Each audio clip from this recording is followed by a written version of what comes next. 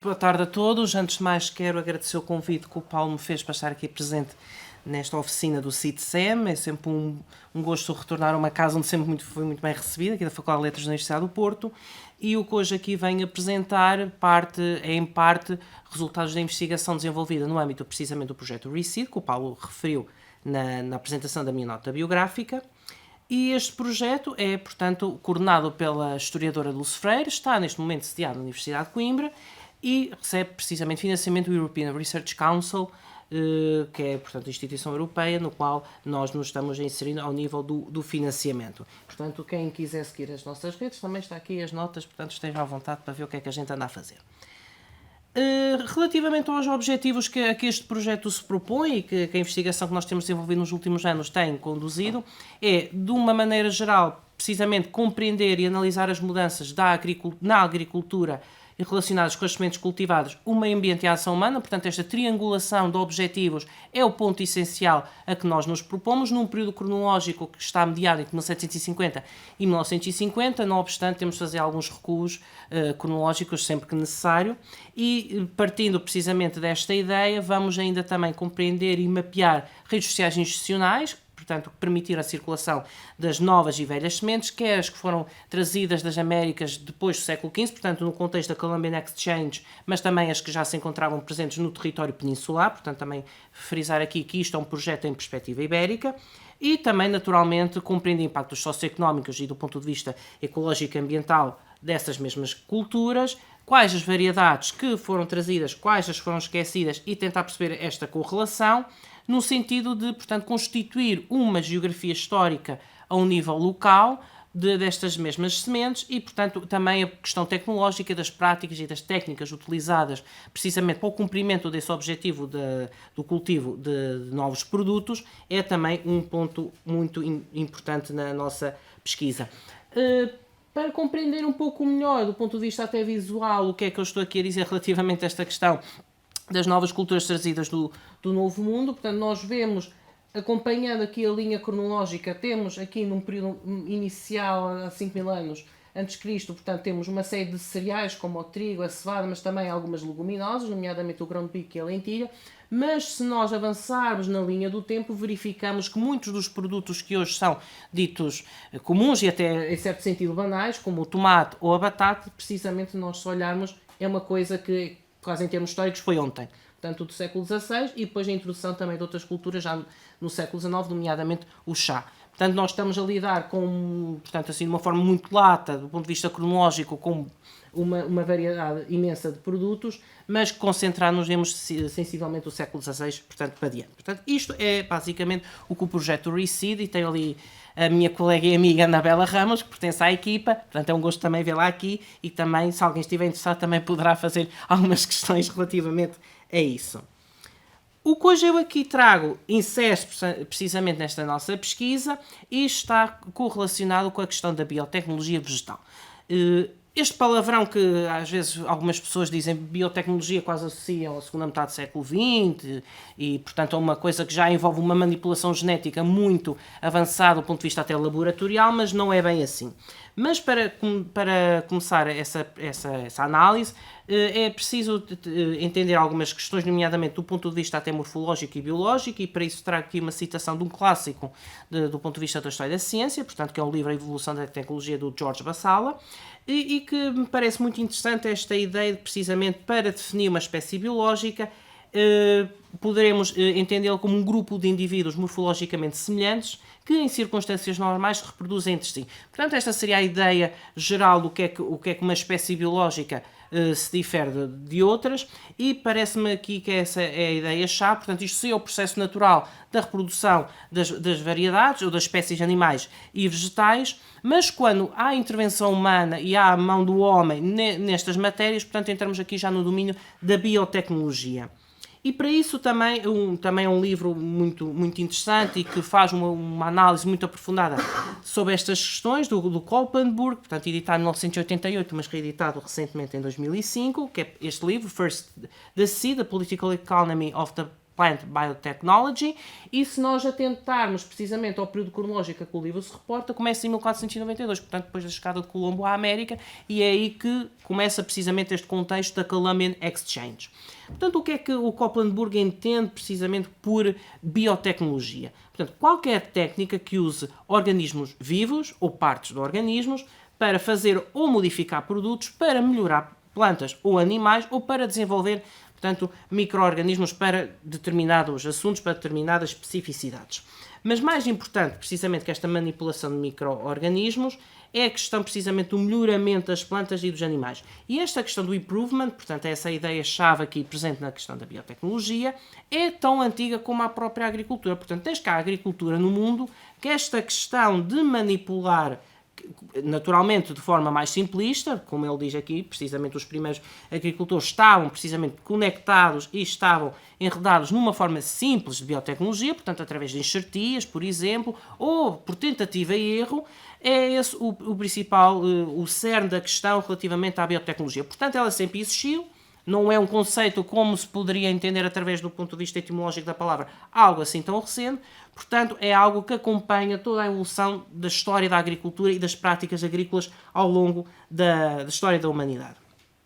Em correlação com a questão da biotecnologia, temos também a questão da standardização. E a standardização, portanto, já entra aqui precisamente na questão das sementes. E através dessa ideia da biotecnologia,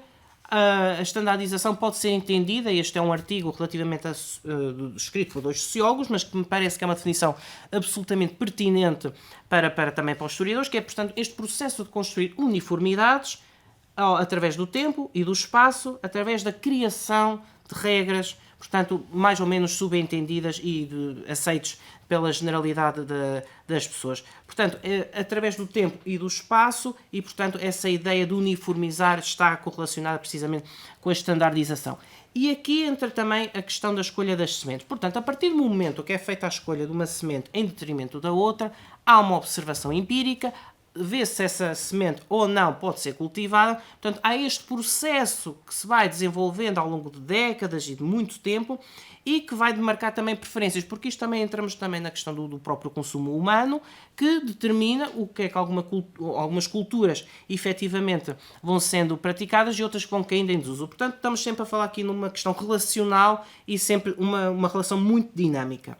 E, partindo da constatação física dessa germinação ou não da semente, estabelece então uma base para criar critérios e que permita cumprir precisamente o ciclo vegetativo das culturas. Portanto, do ponto de vista conceptual, e a comunicação do professor Gilmário também andava um pouco em torno de precisamente essa questão das definições e dos conceitos, portanto aqui algumas ideias-chave que eu gostaria aqui de trazer à colação. Relativamente à biotecnologia, também temos de perceber que algumas culturas e alguns produtos não têm, ou não tiveram, melhor dizendo, o aspecto que hoje têm.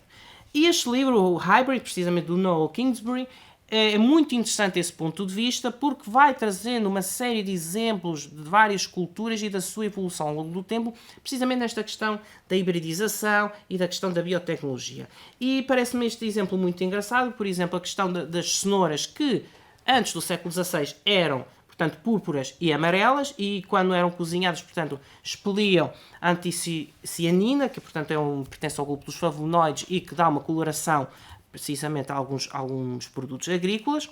E também, nos Países Baixos, portanto, em meados do século XVII, nós também temos laranjas que eram amarelas, contrariamente ao que seria hoje entendido como habitual. E também aqui esta informação interessante, que precisamente essas cenouras amarelas e púrpuras vão desaparecendo ao longo dos tempos, e não deixa de ser interessante que elas numa primeira fase eram relativamente comuns e até banais, mas depois aparecem como uma novidade no catálogo precisamente de sementes já do início do século XX. Portanto, também há esta variação temporal, esta demarcação de preferências que vai determinar precisamente também a própria questão do consumo alimentar, do consumo humano, e que também em parte se conecta com esta questão da biotecnologia. Mas se nós estamos a falar precisamente do século XVII e para os Países Baixos, portanto, nós olhando para o contexto português deste período, estamos ainda numa fase muito embrionária deste entendimento sobre a natureza, sobre as questões da agricultura, e trago aqui 2 exemplos precisamente que demonstram o estado inicial em que nos encontrávamos, porque temos um tratado da significação das plantas e flores e frutos que se referem na Sagrada Escritura, portanto é um tratado que faz toda uma listagem de uma série de culturas e produtos agrícolas, mas do ponto de vista simbólico. Portanto, nós não temos algum tipo de manual enciclopédico dito científico para este período. E também, em correlação a isto, temos um conhecimento popular que vai sobrevivendo ao longo do tempo através dos almanaques. Este, o Tesouro dos Prudentes, que é editado inicialmente em 1613, mas esta edição que eu trago aqui é de 1664, é também demonstrativo como esta questão do conhecimento popular vai convivendo e vai cimentando ao longo do tempo. Porque nós temos almanaques, quer dizer, o Borda d'Água ainda hoje é publicado, portanto podemos ver que é algo que vai perpassando ao longo das décadas e ao longo do tempo. Mas, precisamente, no século XVII ainda temos esta ambivalência de situações que vai surgindo ao longo do podemos considerar o panorama cultural português. E também, já do ponto de vista portanto, das paisagens frutícolas, também é interessante trazer aqui 2 exemplos, precisamente, da transformação que vai operando na paisagem agrária portuguesa. Portanto, de um lado, este amarelo, temos o cidrão, que praticamente hoje já não é cultivado, nem é sequer conhecido pela generalidade das pessoas. Recomendo vivamente a leitura dos estudos escritos ali pela minha colega Anabela Ramos, precisamente sobre o cidrão. Portanto, faz lá uma análise histórica sobre o cultivo deste citrino. E depois também temos o tomate, que é trazido no contexto, como referi, da Calamine Exchange. Portanto, a partir do século XVI nós já encontramos o tomate na Europa, não obstante ser um consumo que vai demorar muito tempo a penetrar nas dietas alimentares europeias, mas é precisamente significativo como é que nós temos aqui um produto que vai desaparecendo ao longo do tempo e outro que se vai cimentando e vai ganhando preponderância no contexto alimentar europeu e, evidentemente, português.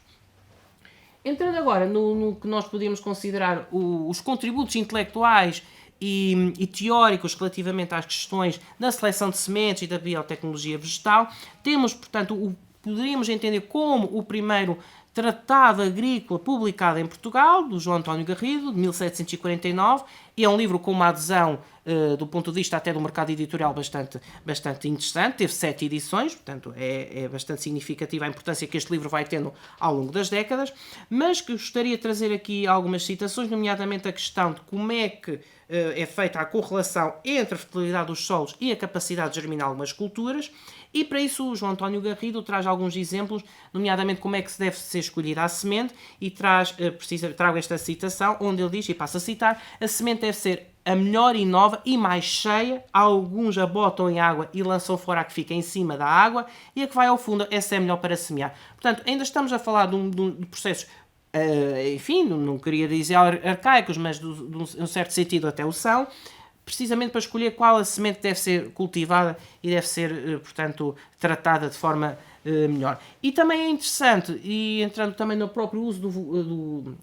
entrando já no domínio do vocabulário usado pelo João António Garrido, também é interessante ver que ele vai referindo que algumas variedades têm simpatia e antipatia entre eles. Portanto, vai conferindo até uma dimensão de animismo às várias culturas, às várias sementes, que também é demonstrativo do próprio vocabulário da época e também do entendimento dito científico, que no século XVIII também ainda, portanto, ainda relativamente à primeira metade do século XVIII, ainda existia em Portugal. Mas nós só observarmos e avançarmos no tempo através da Academia das Ciências de Lisboa, portanto, fundada em 1779, que é um marco fundamental, precisamente em toda a questão científica e todo o estudo que é feito relativamente à questão da agricultura, é de facto através das memórias económicas que vão sendo publicadas durante uma série de anos que nós vamos encontrar os contributos muito interessantes e muito significativos do que é que, portanto, se percepcionava relativamente à agricultura. Podia trazer vários exemplos, mas trago este que é relativo a uma memória económica inédita, portanto, estava lá, passo a expressão, degradada para a Academia das Ciências, na biblioteca, mas depois foi editada, portanto, em 1987. E o que é que diz precisamente nesta memória do Constantino Botelho de Lacerda Lobo? Quando ele pretende fazer um inquérito aos lavradores de Trás-os-Montes, um dos quesitos e uma das questões que ele quer entender é precisamente a questão dos terrenos. E elenca um conjunto de perguntas que já demonstram precisamente essa intenção de conhecer melhor o solo e melhor conhecer, portanto, os ecossistemas, nomeadamente que castas são as terras cultivadas, portanto, faz uma tipologia, se são úmidas, secas, soltas ou apertadas, portanto, vai enumerando quais as características ou qual a caracterização que devia ser feita precisamente dos terrenos. Também costumam estas terras ter alguma mistura de areia. Portanto, há toda uma série de perguntas que exemplificam precisamente o entendimento que se vai fazendo sobre a agricultura em correlação também com a questão do próprio ambiente. Portanto, acho que é muito interessante ver, e portanto a Academia das Ciências, para quem quer analisar estas questões, nomeadamente para o período do Iluminismo, é fundamental recorrer a este conjunto de fontes, e algumas das quais também ainda não foram editadas, portanto é sempre um manancial muito interessante de informação que nós aqui encontramos. Continuando, seguindo a linha cronológica, já temos aqui o livro de Félix Avelar Botelho, que era professor da Universidade de Coimbra, portanto quase podíamos dizer que era meu colega, e portanto neste Princípios da Agricultura Filosófica, que é um manual, portanto é um manual universitário,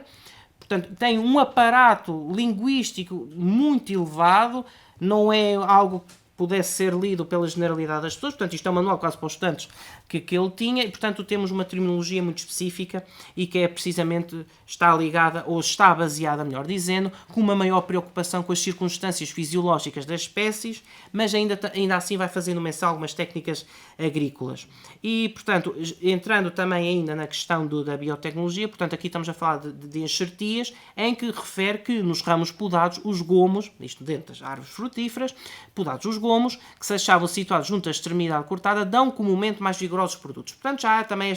esta percepção e esta leitura da intervenção humana e quais as suas consequências para o desenvolvimento ou o cumprimento do ciclo vegetativo das culturas, aqui especificamente referentes às árvores frutíferas. Também dentro do ponto de vista da recepção de alguma teoria internacional e de alguns tratados, nós vamos encontrando, por exemplo, publicados em França, Inglaterra, Itália. Portanto, a Itália também é um caso de estudo muito interessante, porque inclusivamente tem tratados agrícolas só sobre o ananás no final do século XVIII, portanto é um sítio bastante interessante para a análise destas questões. Mas dizia eu, portanto, do ponto de vista da recepção de alguma teoria internacional, temos aqui este livro do Marquês de Caraccioli, perdoem o meu italiano, que é péssimo, mas pronto.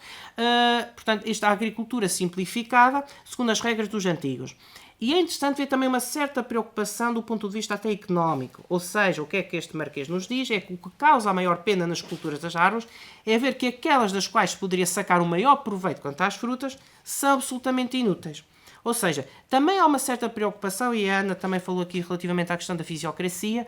também há esta ideia, este entendimento também do ponto de vista da obtenção de proventos materiais, do ponto de vista económico, de um maior desenvolvimento das culturas frutíferas, da hortofruticultura no geral. E este é um exemplo que poderia ter trazido outros, mas este parece-me bastante significativo e que de facto é sintomático do próprio entendimento económico que é feito, portanto, já no século XVIII. E entrando ainda também dentro das questões do que se publicava lá fora e que chega cá a Portugal, este dicionário de agricultura do Francisco Soares Franco, em 5 volumes, é muito interessante porque é uma adaptação à realidade portuguesa do Cours d'Agriculture de Rosier, portanto publicado nos anos 80 do século XVIII, e com o Francisco Soares Franco, que também é uma pessoa muito preocupada do ponto de vista do desenvolvimento da agricultura do ponto de vista económico. Tendo essa preocupação em mente, vai traduzir este dicionário, que é muito interessante porque dentro do próprio dicionário há tratados sobre culturas específicas, tem várias ilustrações, portanto é um compêndio, repositório de informação muito interessante e que vale sempre a pena consultar. Faz esta tradução e há uma pleiade de variedades que aqui são analisadas. Maçãs, morangos, batatas, portanto há toda aqui uma série de produtos que, não obstante precisamente esta questão de ser uma tradução, vai colocando algumas indicações sobre a questão portuguesa. E alguns exemplos, também não vou estar aqui a detalhá-los todos, por exemplo, as maçãs, o melhor modo de fazer a semeadura é deixar apodrecer as maçãs, tiras-lhe as pevides, porque a carne do fruto é conservadora da semente, portanto, esta linguagem também muito interessante do ponto de vista estilístico que é usada por Francisco Soares Franco. Já nos morangos, já se deve deixar, portanto, amadurecer os frutos completamente e até se deixar secar a semente na própria polpa, depois esfrega-se nas mãos e limpa todos os corpos estranhos, se guarda em um papel para semear. E o Francisco Soares Franco, inclusivamente, até diz como é que se deve proceder à compra das sementes. Portanto, é um manual muito interessante. Lá está, são 5 volumes, portanto, contém muita informação e, portanto, é sempre também um contributo interessante aqui na transição já do século XVIII para o início do XIX. E também, do ponto de vista já paisagístico, também o modo como os pomares devem ser estruturados também são alvo da sua atenção. Entrando já portanto, na transição para a segunda metade do século XIX, este é talvez o maior exemplo, o exemplo mais bem conseguido da incorporação, quer do ponto de vista da teoria científica, quer do ponto de vista de uma linguagem mais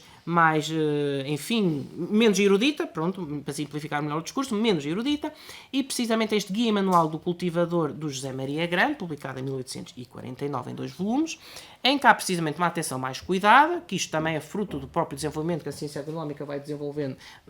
ao longo das décadas, e para o José Maria Grande a escolha das sementes deve merecer muito cuidado ao agricultor. Portanto, já não é uma questão de lana caprina, é uma questão fundamental, precisamente para cumprir portanto, as culturas e quais se adaptam melhor a uns terrenos e a outros. A escolha das sementes é fundamental e é esse um dos principais contributos do José Maria Grande e, por exemplo, já fala em raças hereditárias, nós estamos a falar ainda num contexto pré-Mendel, mas já há aqui algumas ideias muito interessantes desse ponto de vista e é precisamente um dos livros que vai marcar precisamente o século XIX, é o Guia Manual do Cultivador. Depois ainda há os catecismos, mas esse não tem muita recepção, quer dizer, em todo o século XIX há pelo menos 3 catecismos que estão publicados, portanto é um estilo de literatura científica que vai tendo o seu espaço, ainda que não seja muito grande, os almanaques ainda vão continuar a surgir, portanto há todas essas questões que temos de ter presentes. E ainda dentro de José Maria Grande, também do ponto de vista até gráfico, é um manual que, à semelhança do Francisco Soares Franco, também tem ilustrações, e aqui é muito interessante ver a questão dos métodos de irrigação de hortas. Portanto, para terrenos onde a inclinação era quase nula, portanto, fazia-se este percurso com a água. Já à direita, para terrenos de maior inclinação, e que eram precisamente indicados para prados milharais e feijoais, portanto já vemos ali uma diferenciação do ponto de vista paisagístico, como é que devia ser a gestão dos recursos hídricos para a rega, precisamente destes terrenos com maior inclinação. Portanto, o José Maria Grande também vai dando esse tipo de indicações. Já no final do século XIX temos este manual de arboricultura do Alexandre de Sousa Figueiredo, publicado em 1875, em que também já há um maior critério relativamente ao estabelecimento de pomares e, desde logo, refere que, do ponto de vista ambiental em Portugal, todo e qualquer terreno pode servir à criação de valiosos pomares, e esta questão dos valiosos pomares é uma retórica que vai prolongar-se até ao Estado Novo. Portanto, eles diziam que Portugal tinha uma capacidade e umas condições climáticas absolutamente excepcionais para a produção de fruticultura, e este é um discurso que nós, se quisermos remontar até à época moderna, podemos claramente, e no século XIX ainda vai ser exacerbado, por comparação com o que acontecia em alguns países, nomeadamente nos Estados Unidos, na França, na Alemanha, onde a hortofruticultura estava a se envolver com grande pertinência, mas que em Portugal queixam-se muito que nós temos precisamente essas condições fantásticas e ninguém as quer aproveitar. E, portanto, estes manuais, estes livros também vão nesse sentido. E, portanto, este manual de arboricultura vai falando, não apenas do ponto de vista da própria irrigação, mas também do ponto de vista da fertilização, do uso de adubos. Por exemplo, a questão do terreno destinado à criação de um pomar deve ser profundamente arroteado. E depois fala aqui de algumas práticas que podiam ser prejudiciais precisamente para que esse terreno depois não conseguisse se ingrar nas árvores frutíferas que lá fossem colocadas. Portanto, há esta evolução discursiva, esta evolução científica, nós vamos verificando precisamente nestes livros e com consequências naturalmente dentro do setor hortofrutícola, não obstante ser só no século XX que ele se vai desenvolver de forma muito marcada, sobretudo do ponto de vista do enquadramento institucional muito mais vincado, e que é um setor que vai colhendo já num ponto de vista geral, porque nós temos vários produtos que conhecem um acolhimento internacional muito interessante, como as laranjas ou outros, mas que é precisamente no século XX que vai criar precisamente uma maior adesão e uma maior circulação da produção internacional, ao nível internacional da produção frutícola portuguesa.